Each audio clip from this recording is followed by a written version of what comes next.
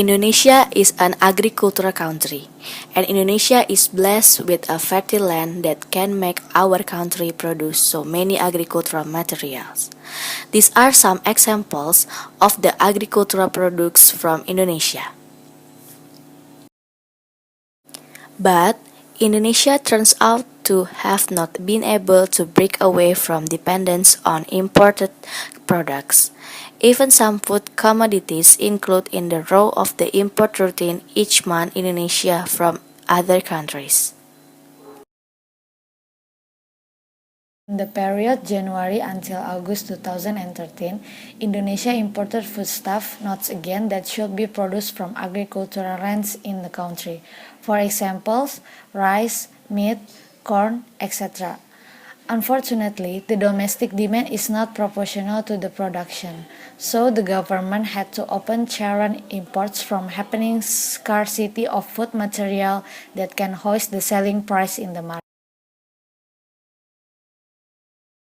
To know more about this topic of agricultural import and food security, we had interviewed with staff from Ministry of Agriculture, Miss Erna and Miss Asih.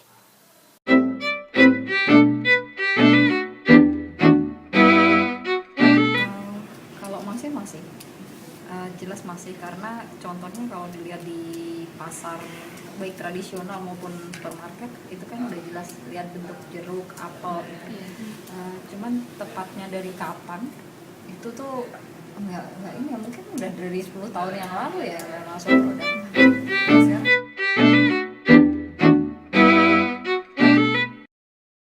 Kalau faktornya yang pertama mungkin ketersediaannya yang belum memenuhi. Yang pertama itu kontinuitas ketersediaan, jadi kebutuhan demand-nya di Indonesia dengan persediaan persediaan barangnya nggak ada, jadi kurang, dia harus diimpor. Tapi sebenarnya kalau secara umum sih bisa dibilang nggak harus impor. Kadang-kadang masyarakat itu kan butuh produk yang istilahnya terjamin mutunya, terjamin keamanan pangan, dan di Indonesia belum banyak yang bisa memenuhi itu. Akhirnya datanglah produk, diimporlah produk dari luar, dan pun sebenarnya pun dari luar juga belum tentu aman gitu.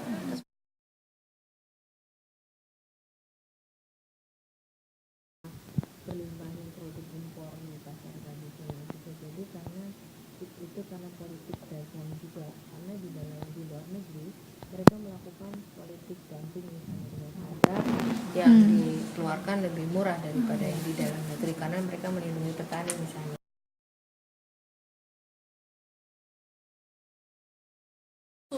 Subsidi tergantung. Kalau pupuk iya, kalau subsidi pupuk terkait dengan budidayanya. Sebenarnya kalau kita di Kementerian Pertanian, khususnya di Direktorat di Dijen PPHP, kita lebih pada pembinaan untuk penerapan sistem jaminan mutu.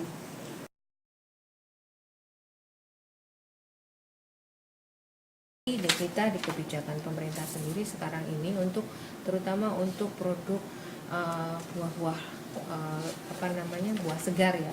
Itu kita sudah melakukan pembatasan terhadap jadi kita melakukan pengaturan terhadap masuknya impor itu ke kita. Misalnya boleh dilakukan impor pada saat di luar masa panen. Ketentuannya seperti itu. Jadi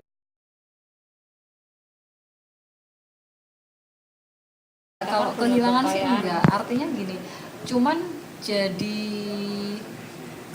petani kita nggak punya nggak bisa menjual produk.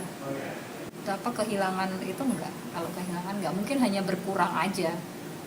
Kalau sampai kehilangan enggak, volumenya aja berkurang.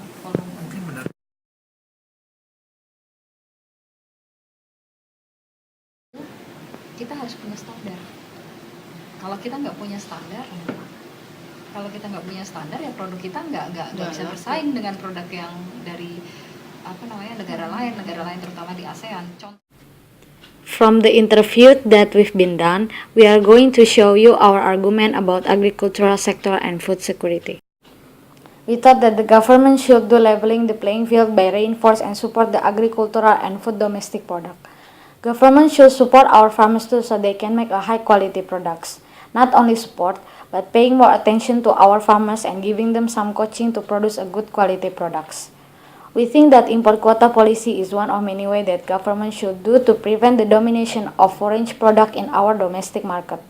With import quota, we can limiting products especially on the agricultural and food sector.